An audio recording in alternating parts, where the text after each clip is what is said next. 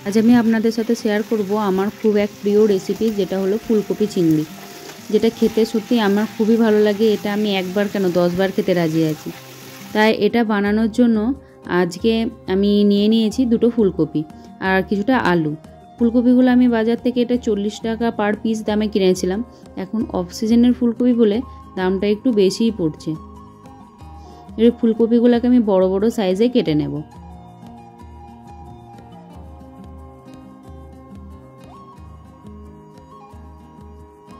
ফুলকপির যে শক্ত ডাঁটটা আছে সেটা একটু কেটে দেওয়ার চেষ্টা করছি, যাতে ভালোভাবে মশলাও ঢোকে আর ওটা সিদ্ধ হয়ে যাবে।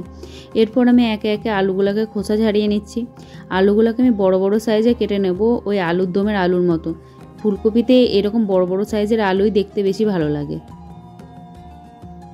যাই হোক, আমার সমস্তটা কাটা হয়ে গেছে। এগুলো আমি ভালোভাবে এবারে ধুয়ে নেব।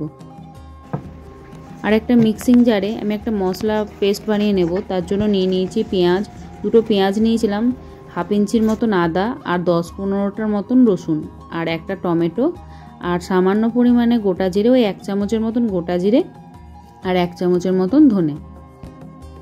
এবার একটু জল দিয়ে আমি একটা ভালো মিহি একটা পেস্ট বানিয়ে নেব। আর এদিকে চিংড়ি মাছ নিয়েছি। এটা প্রায় আপনার 150 গ্রামের মতন চিংড়ি মাছ আছে। তার মধ্যে আমি নুন আর হলুদ মাখিয়ে রেখে দিচ্ছি কিছুক্ষণের জন্য।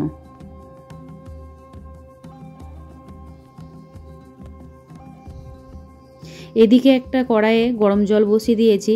এই অফ সিজনে ফুলকপি বলে ফুলকপিগুলোকে ভালোভাবে ভাপিয়ে নেব, কেননা এখন ফুলকপির মধ্যে একটা বাজে স্মেল বেরোয়। তাছাড়াও এই ফুলকপির মধ্যে নানান রকম কীটনাশক ইউজ করা হয়, তো সেগুলোর যাতে গন্ধটা চলে যায় সেটার জন্য আমি এখানে ফুলকপিটা কিছুটা ভাপিয়ে নিচ্ছি। তার মধ্যে আমি হলুদ দিয়ে একটু ফুলকপিটা ভাপিয়ে নেব।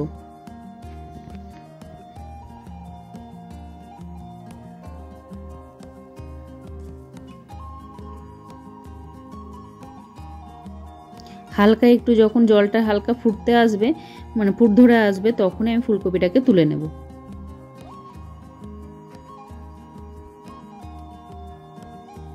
যাই হোক, আমি একটা কড়াই বসিয়ে নিয়েছি।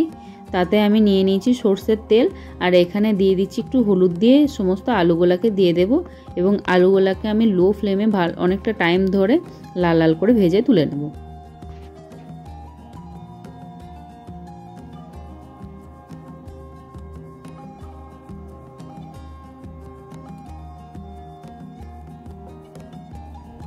লাল লালভাবে ভাজা হয়ে গেছে। এবার আমি আলুগুলাকে তুলে নিচ্ছি। এবারে এই তেলেই আমি ফুলকপিগুলোকেও ভালোভাবে ভেজে তুলে নেব।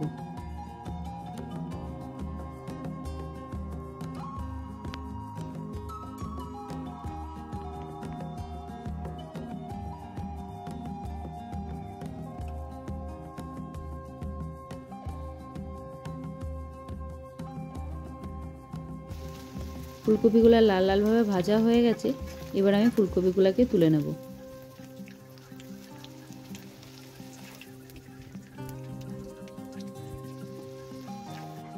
এবার আমি একটু তেল কমিয়ে নিয়ে যে নুন হলুদ মাখানো চিংড়ি মাছ ছিল সেগুলোকে আমি হালকা ভেজে নেব। বেশিক্ষণ ভাজবো না, জাস্ট কড়াইয়ে দিয়ে একটু নেড়ে চেড়ে ওই 1 মিনিটের মতন রেখে সেটাকে আমি তুলে নেব। আর চেষ্টা করবেন যেই তেলটাতে আপনারা মানে চিংড়ি মাছটা ভাজবেন সেই তেলটাতেই তরকারিটা করার জন্য, যাতে এটা টেস্টটা বেশি বাড়ে। আমি সেই তেলের মধ্যেই আমি একটা গোটা গরম মশলা, এলাচ, লবঙ্গ আর দারচিনি এই 3টে ফোড়ন দিয়ে নিয়েছি। আর দেবো সামান্য পরিমাণে মেথি, গোটা মেথি। তার মধ্যে এবারে যে পেস্টটা করে রেখেছিলাম আদা রসুন পেঁয়াজের, সেই পেস্টটাকে আমি দিয়ে দিলাম। এরপর একে একে মশলা অ্যাড করব, হলুদ, লঙ্কার গুঁড়ো দিয়ে এটাকে আমি ভালোভাবে কষতে থাকবো। এটাকে একটু টাইম ধরে কষতে থাকবেন। আর আমি যেহেতু লঙ্কা পেস্ট করিনি, তাই আমি এর মধ্যে কাঁচা লঙ্কা দিয়ে দিচ্ছি। আমরা ঝালটা একটু কমই খাই, তাই এইটা অল্প পরিমাণে লঙ্কা দিয়েছি। আপনারা আপনাদের ইচ্ছা মতন লঙ্কা দিয়ে নেবেন। মশলাটা ভালোভাবে কষা হয়ে গেছে। এরপর আমি ফুলকপিটা আর আলুটা ভালোভাবে অ্যাড করে দেবো, দিয়ে মশলাটার সাথে ভালোভাবে মিশিয়ে নেব। এরপরে দিয়ে দেবো পরিমাণ মতন লবণ আর দেবো সামান্য পরিমাণে চিনি, দিয়ে একটু জল দিয়ে মশলাটাকে আবার ভালোভাবে কষতে থাকবো। এটা লো ফ্লেমে আমি মশলাটাকে কষেছি, হাই ফ্লেমে দিলে মশলাটা পুড়ে যাওয়ার সম্ভাবনা থাকে। এরপর আমি একে একে যে ভাজা চিংড়ি মাছটা ছিল সেটা অ্যাড করে দিয়েছি। আর চিংড়ি মাছ থেকে যেই ভাজার পর একটু করে তেল বেরিয়ে থাকে, যেটা থালাতে বা বাটিতে যে পাত্রে তুলবেন সেটাতে লেগে থাকে, ওটাও আমি দিয়ে দিয়েছি। এরপর পরিমাণ মতো জল দিয়ে এটাকে আমি সিদ্ধ হওয়ার জন্য রেখে দিচ্ছি।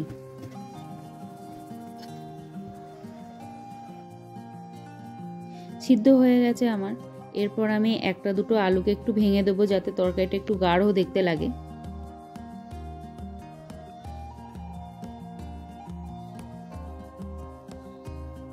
আর এর মধ্যে দিয়ে দিলাম বাটা গরম মশলা। আমি গুঁড়োটা ইউজ করিনি, আমি বাটাটাই ইউজ করেছি। বাটাটা মানে স্মেলটা একটু বেশিই ভালো আছে। দেখুন এই যে আমার রেডি হয়ে গেছে ফুলকপি দিয়ে চিংড়ি। এটা আমি একটু ঝোলঝোল রেখেছি, আপনারা চাইলে একটু গাঢ়ও রাখতে পারেন। এটা পরবর্তীকালে গিয়ে মানে তরকারিটা একটু মানে মাখো মাখো গাঢ় হয়ে যাবে, যেহেতু এটা চন্দ্রমুখী আলু ছিল বলে, তাই আমি একটু ঝোলঝোল নামিয়েছি। দেখুন আপনাদের যদি ভালো লাগে আমাকে একটু লাইক দেবেন।